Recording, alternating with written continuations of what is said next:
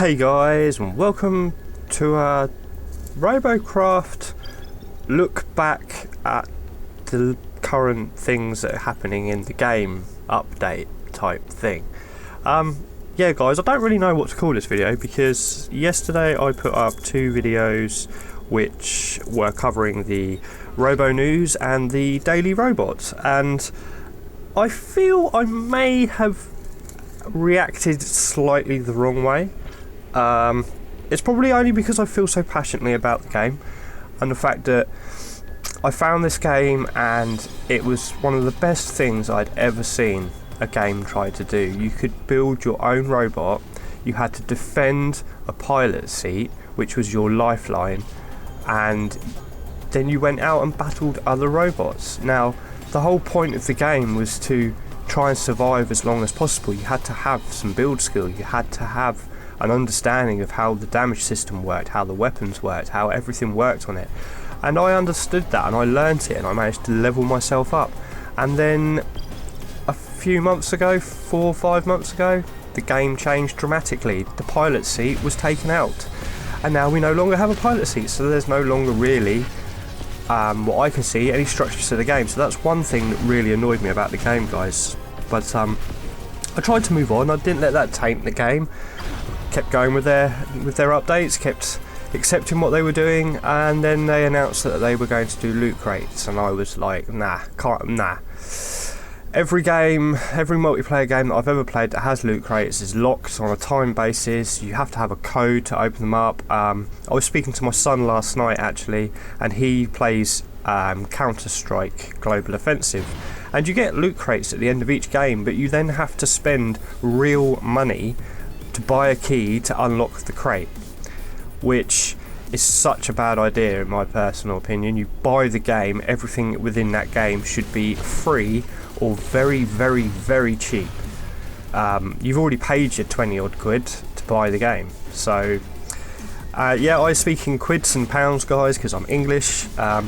Get a calculator out and do some conversions and you'll see how much money I'm actually talking about if you work in euros or something else. But yes, to reiterate what happened yesterday in those two videos, I'm going to leave the two videos up because that is my first reaction to the news. So I'm not going to change them, I'm not going to take them down, I'm not going to remake them. I'm just going to put this video out to let you know that I've kind of thought about it a lot now and I kind of understand where they're going with this. So I will try and explain in as best I can as to what I feel is going on with what I've read on the forums and other people's ideas, just to calm it down a little bit, because there seems to be a lot of negative hype going around at the moment. People don't like it, they don't like change, we don't get given enough information all at once. We're drip fed information and then a shitstorm starts. So from what I found out, guys, RP or Robo Points are staying in the game.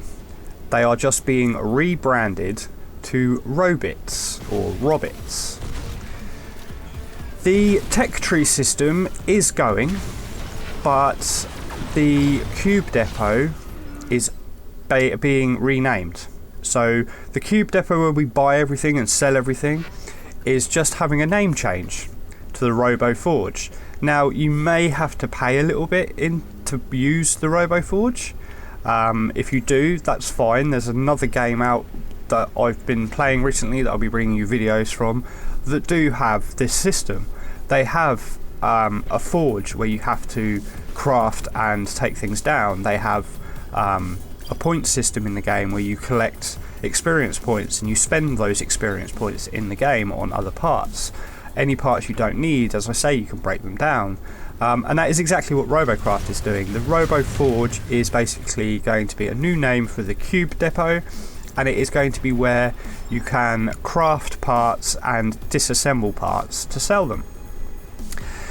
The idea of these little robots going around the map, which popped into my head, is completely wrong. It would lag out so many PCs, and it would probably even lag out the servers to have that much information going to each client's PC at any one time. That's just not physically possible.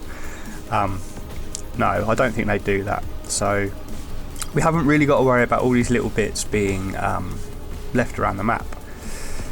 As for the loot crates idea is basically a reward system to make the grind not as intense. So if you do well in a battle, you will get a higher class of crate awarded at the end of the game, but that goes against the team play experience, because now if you're the best, you will get the best stuff.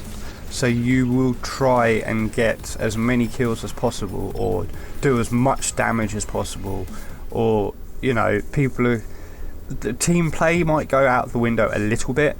I'm not saying it's going to completely go, but I feel that when this first hits, people are going to start to be a bit greedy and want to be first all the time so they can get the best stuff.